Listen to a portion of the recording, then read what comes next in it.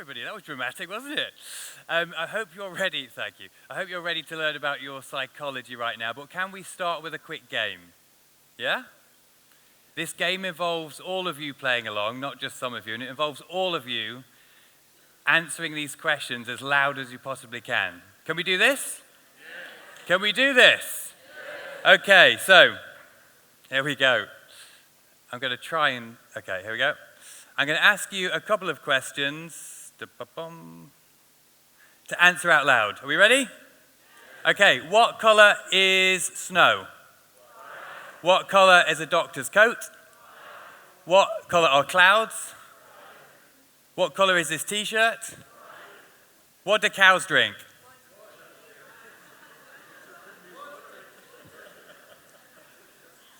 They drink milk, don't they? We all know that cows drink milk. But given this set of choices, as a psychologist, I can influence what you're going to say because you're asked to answer questions on white. So under timed conditions, you're more likely to go milk than you are to go water. So some people will say at this point that baby cows do drink milk, and that's true, but that's very nitpicking, and we don't like that. So this is the human brain. It's actually a picture of my brain. You can tell it's my brain because of the big nose that sticks out to the right-hand side. This brain is the most important organ that you have in your entire body. It's about 1.4 kilograms heavy. It feels like mushroom. Everything that you think, everything that you love, everything that you taste, all goes through this brain, which to me is just absolutely incredible. And if you go to a car mechanic, they'll be able to tell you how the car works. If you go to a heart surgeon, they'll tell you how the heart works. But if you go to a marketeer or someone that works in tech or anyone whose job it is to ultimately influence behavior, they often can't tell you about the human brain. And the idea of this next 20 minutes that we have together is that together we learn more about your brain and everyone else's brain so we can better understand how to design and influence and move people by knowing more about the organ that happens with. The founder of my company, David Ogilvy, he's kind of a Madison Avenue madman back in the day. He had this quote. He said, "People don't think what they feel, they don't say what they think, and they don't do what they say." A psychologist would say they don't have introspective access to the parts of the brain that actually makes decisions. We can't just ask people what they want. Any of you in a relationship will know you can't ask the other person what they want and just do it. That doesn't work. What you have to do is try and figure them out and give them what they really need. So by understanding this brain, psychologists have spent the last over 100 years figuring out how the human brain has evolved and what are the different mental shortcuts that it uses to operate throughout the day automatically. A significant proportion of your decisions are made automatically, not consciously. And it will blow your mind when we do a few more of these examples. So psychologists have been codifying up how we decide into these different principles that I'm going to talk to you about.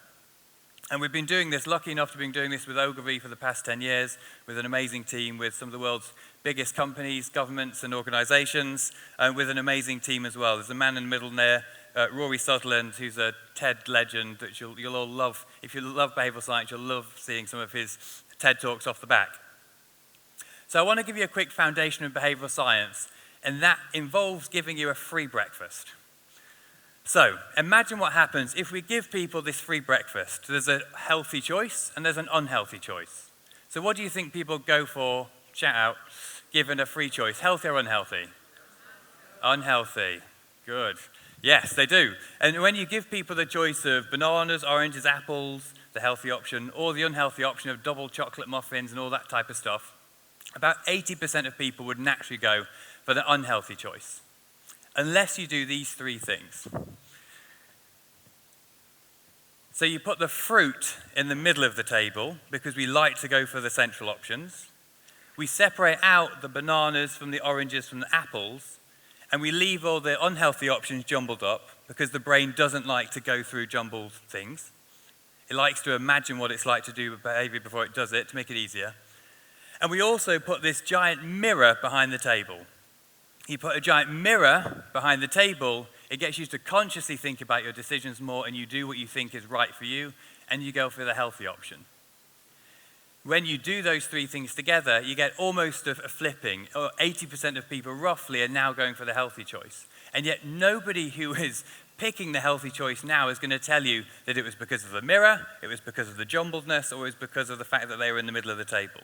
We're going to post-rationalize. We're going to say, it's because I've got great self-control, or I'm on some kind of diet, or I'm just really good at this stuff. But it was because of those three things, because we've done the test to figure out the both. We're not as aware of our decision-making as we think we are. So let's all go to the supermarket now, and we're going to buy some beer together. So I'm going to give you 4 options. You've got this super cheap lager. Doesn't taste very nice, but it's very cheap. Slightly more expensive, slightly better tasting. We have a Carling beer. Slightly more expensive, slightly better tasting, we have a Budweiser. And again, even further along, we have a Peroni. Now, we don't have stable choices. Let me show you. If I was to take away and only put these 2 on the shelf, about 33% of people go for the Carling, 67% of people go for the Budweiser. That should be a stable choice. If we add in the Tesco Value Lager, nobody buys it, but now a significant amount more people are buying the Carling in the middle. It goes up to 47%. So we say we're not selling any of that Tesco Value Lager, let's take it off the shelf, and instead let's bring on the Peroni. Now, nobody is buying the Carling, 90% of the people are buying the Budweiser, and 10% of the people are buying the Peroni. We like to go for the middle option. It's why companies like Starbucks and Costa have all these different sizes, and they'll start with medium, large, extra large, rather than small, medium, large, because the middle option is the one that we gravitate towards. We don't have stable preferences. It's called extreme disaversion. We don't like the extreme ends of things. If you want something to sell more, put something more expensive next to it, essentially. So, I've showed you a little bit how your brain doesn't work in the way that you think it works, but now I'd like to do another quiz with you. And this quiz involves you writing a few things down. So you might need your phone in your notes section, or a piece of paper, or your laptop. And it's really important that if you're sitting next to someone, that you cover up your answers, because you don't want them to benefit from your intelligence. I'm seeing a bit of cheating already. This is the part of the talk where the room goes a little bit tense, so don't worry. Okay, and I'm going to go quite quickly because it's how the talk works. It's 3 questions, timed conditions, no talking, no conferring. Keep your answers covered. Are we ready? No talking. Okay. Which square is darker, the square A or the square B? Which is darker in color, square marked A or square marked B? Quite an easy one to start with, we think. Okay, question number 2. Count how many F's are in this sentence. Finished files are the result of years of scientific study combined with the experience of years. A few more seconds. Finished files are the result of years of scientific study combined with the experience of years. Easy, isn't it? Final question. I need you to not write these down, but remember them. And then I'll say when, and then I want you to write down as many as you can remember. So don't write them yet. Table, legs, wood, sitting, arm, couch, stool, cushion, rocking, seat. Rehearse them in your memory. Enjoy sitting in your comfortable chairs. And write down as many as you can.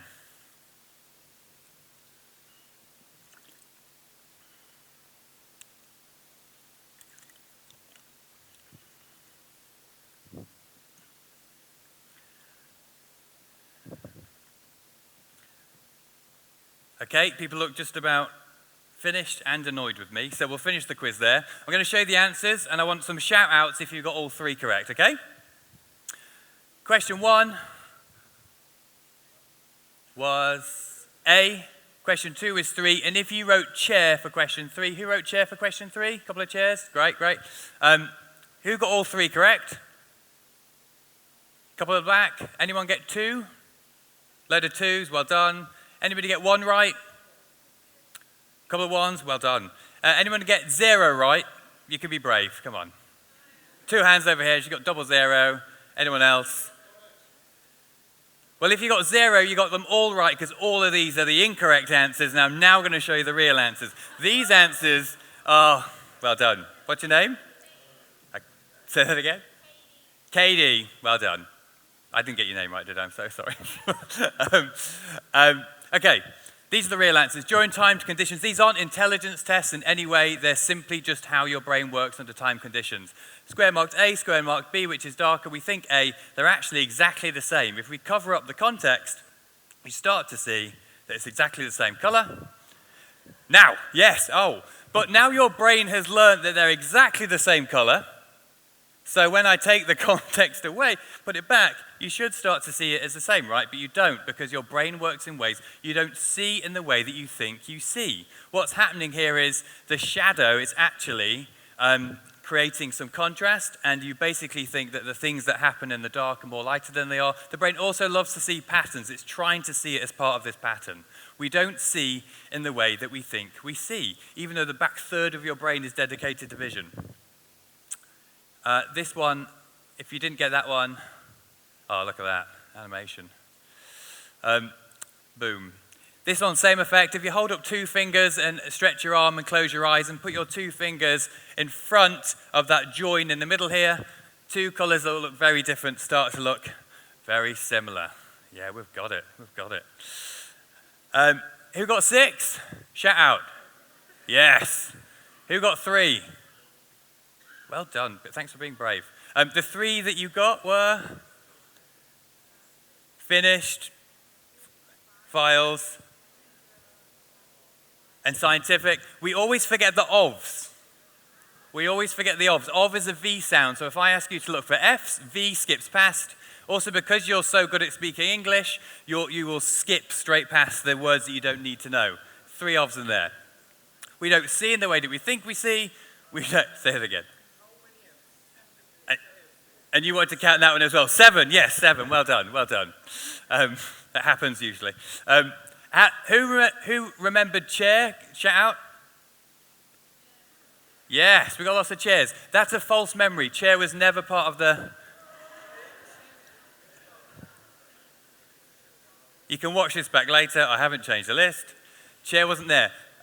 There's a couple of things that happened then. I did say, I hope you're enjoying sitting in your lovely chairs, which plants the memory, but also the brain learns things associatively, not like a videotape. So the fact that your brain starts to make all these connections, it gets to the chair that was never there in the middle. So we don't remember in the way that we think we remember either, which is clearly super important. So why does this happen? The simplest way to explain it is that inside of your head, there isn't one brain, there's 2 brains. And if you go up your spine, and when your spine meets the brain at the back, you get to the oldest part of the brain, known as the System 1 brain. It's your unconscious brain. It's where we don't think we think. On top of that, quite unique to humans, we've evolved a System 2 brain. It's where we think. It's the conscious part of the brain. If I said 5 times 2, you would say, it is 10. The quiz is over. There's no more. Well done for being brave. It is 10, and that's a very System 1 operation, right? It would be fast, uncontrolled, effortless, a little bit emotional, and unconscious. Very, very fast. If we were to do 17 times 24 together, that would be a slow, controlled, effortful, deductive, and self-aware. Does anyone play a musical instrument in the room? What do you play? Saxophone, we've got a piano. So if you've played those for a long time, when you first learned to play, maybe early on, you would have been using your System 2 brain. It's a very conscious, considered thing. I imagine the saxophone and the piano, which we need to get together for the end of the day, definitely, can play perfectly well with your System 1 brains now. Those of you that drive, when you first learn to drive, it's exhausting, isn't it? You kind of have to think about where to put your foot and to look around you and to remember the rules. It's a very System 2 operation. Very quickly, it goes into your System 1 brain to the point where you can actually drive home without even thinking about it now, which can be quite scary. So there are these 2 brains inside of our heads. One's fast, one's slow. If you had to have a guess, how many decisions as a proportion do each of these make? Is it 50-50 every day, 60-40? 90-10, we've got one. Any higher, any lower? 99, no faith in the human race, that's good. We had a 50-50, 80-20, always a safe one. No, it's actually 95% to System 1. 95% of your decisions every single day are made automatically without you knowing about it. It's a good thing. If we had to think about everything we had to decide every day, it would be exhausting. But the fact is, as people that design for people, we need to understand this. We need to understand that most people's decisions aren't rationally calculated. They don't think about all the product benefits and the reasons to do things and consider the price. They do things more on instinct, using all of these invisible mental shortcuts that we have in our brain that I'm going to tell you about. So that's a bit of theory. I'm going to take you into some of our applied work where we take the behavioral science and we use it with real brands to find better ways of influencing people.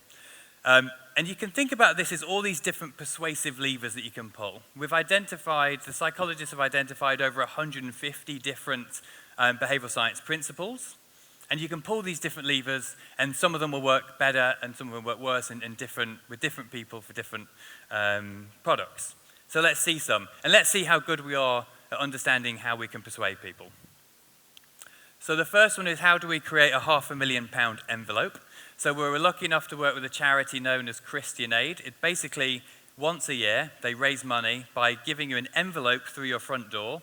The idea is that you put a bit of money in it, and then at the end of the week, someone picks up that envelope, and that's how the money is given.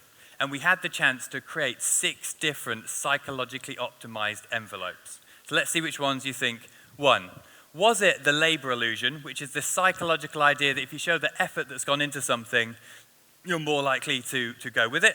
Hand delivered, hand collected. Is that going to make more people give? Or is it scarcity? We desire more what we think there is less of. So if we say we're collecting donations this week only, is that going to be the most powerful way? Or is it cognitive ease? We get a lot of stuff through our doors, don't we? A lot of mail. Simply writing that it's an appeal really clearly so it's obvious what it is that going to be what makes it the winner? Or is it something super simple, which is using what's known as affordance cues, which is from the world of design, and the way you design something will nudge how your behavior is used within it. So simply changing the envelope from being landscape to portrait, so it's kind of easier to put money in, feels a bit more secure. Or salience. So in the UK, I'm not sure about Georgia, there's a scheme where the government will match your donation up to 25% if you just put a few of your details on there. So you get to give more for totally free. Could be an interesting one. Or is it the psychological idea of costly signaling? We unconsciously infer how important something is by how much cost has gone into it. So if we use the slightly thicker paper, slightly thicker envelope, is that what's going to increase donations? Have a think, and I'm going to take hands across the way. So, which one raised the most money? Was it the labor illusion? Hands in the air, please. Couple of hands. Scarcity. Cognitive ease. Affordance cues. It's quite split so far. Salience. Is anyone voting twice? Costly signaling. So we had quite a lot for salience, and we had quite a lot for scarcity, and then the rest were quite mixed. So the winner was affordance cues. Turning the envelope from landscape to portrait was the best solution. Now what's amazing about that is, without having those persuasive levers to pull as kind of idea prompts, you don't get to ideas like that. You know, you sit in big boardrooms, important meetings about lots of money, and it's quite hard to put your hand up and say, I think we just need to turn the envelope around and we could raise a significant amount of money. It's quite hard to say that. We have a proportionality bias that to get to big outcomes, we have to make big changes. But using psychology, we can know the right changes to make and we can test them. Quickly, I'm going to take you through KFC. So this is an offer that we optimized for $1 chips. Great offer. What's the most powerful way of saying it? Is it our chips are $1? Is it reciprocation? So with psychology, if you give, you're more likely to get back. We like to reciprocate those acts. So we say, you asked for free chips, so we met you halfway with our chips for $1. Or value payoff. So basically with psychology, if you signal a downside, people are more likely to think that the upside is true. So if we said, our chips are $1, pick up only, so you remove the delivery option, does that make it a bit more believable? Or is it the idea of social norms? We like to think we're not sheep, but in fact, we all unconsciously copy the behaviors of others. If all of a sudden, the upper rows ran out of the theatre right now, people in the stalls would be a little bit unnerved by that, and we'd all run out as well, because we just copy other people quite easily, because it can be a smart thing to do. So if we said everyone is enjoying our chips for $1, are you? Is that going to be the most powerful way of promoting this? Or is it loss aversion? We hate to lose twice as much as we like to gain. So saying what you're about to miss out on can be more powerful than what you stand to gain. So our chips for $1, they won't stick around forever. Is that the most powerful one? Or is it anchoring? So basically, people have targets, people have ceilings, people have these anchors that are set. If we said maximum 4 per person, is that going to be the thing that is most powerful? We'll take your answers again. So anyone think the control one? A couple of hands. Reciprocation? Value payoff? Value payoff, got quite a few. Social norms? A lot of social norms. Loss aversion? A lot of loss of it. Okay, a lot of love down here. And anchoring? A couple of people. It was anchoring. Celebrations and a lot of sadness in the room with that one. You'll get the last one. This just shows, though, doesn't it, that we have these persuasion blind spots. We don't know what persuades us. Our customers can't tell us. We can't tell us. Psychologists can't tell us. All we can know is that these options are worth trying. It's the testing that's going to tell us which one is worth best. And rather than just testing random things, testing with a psychological framework means you're more likely to get to ideas that work. Okay, final one. We're going to talk about alcohol with Diageo. How do we make a menu more effective? So, for years we've been doing lots of different testing with different nudges on bar menus. Some of you may have seen them. One of the ideas is concreteness, that if you put a picture of the drink that you're going to get, people are more likely to order it. Some people get a bit scared it's going to come in a slightly funky glass. Authority bias, so we defer to authority figures quite easily. If a police person came in the room right now, we would follow what they said quite easily. So if we said the gold award winner, could that be the most powerful? Or, you liked social norms last time, is it going to win this time? The world's favorite, Johnny Walker Red Label and Ginger, saying the world's favorite, is that the most powerful? Or, is it the messenger effect? So it says bartender's choice. So the bartender is quite a local authority figure. It's the person in front of you that knows more about alcohol than anyone else in the bar, arguably. So saying bartender's choice, could that be the most influential? Or is it chunking? So there's lots of stuff on a menu simply by putting a little box around one. Could that be the most influential way of nudging the sale of this drink? Or is it nudge mixology? Is it a combination of bartender's choice, the concreteness, and the big box behind it? For the last time today, we only have a few more minutes together. I'm going to take your answers. Concreteness, hands. Authority bias. Social norms. Done it again. Messenger effect. Messenger effect looking quite powerful there. Chunking. Not a lot for chunking there. Nudge mixology. Oh, you've got it, yeah. You're learning. We had a 146% increase. That was fast, wasn't it? 140%, you're faster than the normal audiences. 146% increase in sales simply by using a combination of those nudges that worked. Interestingly, though, not all combinations. Some combinations of nudges cancelled each other out. Some combination of nudges had this Lollapalooza effect, and they had a 1 + 1 = 3 effect. So what's incredible about all of this is we have these persuasion blind spots. We're blind to the options that we have. We can use these different psychological persuasive levers to get people to act and think of more ways of doing it. And we can also, we're totally blind to which ones are going to work, so we have to do the testing. And rather than, like I say, testing at random or testing guesses, we can have fewer happy accidents by starting with these psychological frameworks, some of which you can learn about in the workshop later on today. So if you're interested in behavioral science, I hope you are. I hope you've enjoyed the time we spent together this morning. We've got lots more where this came from. We host the world's largest festival of applied behavioral science, Nudge Talk. It's a virtual TV festival, and it's going to be physical next year. We also have Nudge Talk, which is where we interview the world's most influential psychologists and applied thinkers about their best work across Asia and Europe. And also, we publish as much of our work as we can, contractually. In our behavioural science annual, we've been going for several years. It's won lots of awards. So if you're interested in applied behavioural science work and how you can see more of that stuff, you can download that. It's all free and online. You've got 10 years of Nudge Stock to watch. It's been an absolute pleasure being with you today. If you want to speak to me, you can scan the world's largest QR code over here. And just fun to do so anyway, isn't it? Just to see if it works. So thank you so much. I hope you've enjoyed learning lots about your brain. It's been a pleasure. Thank you.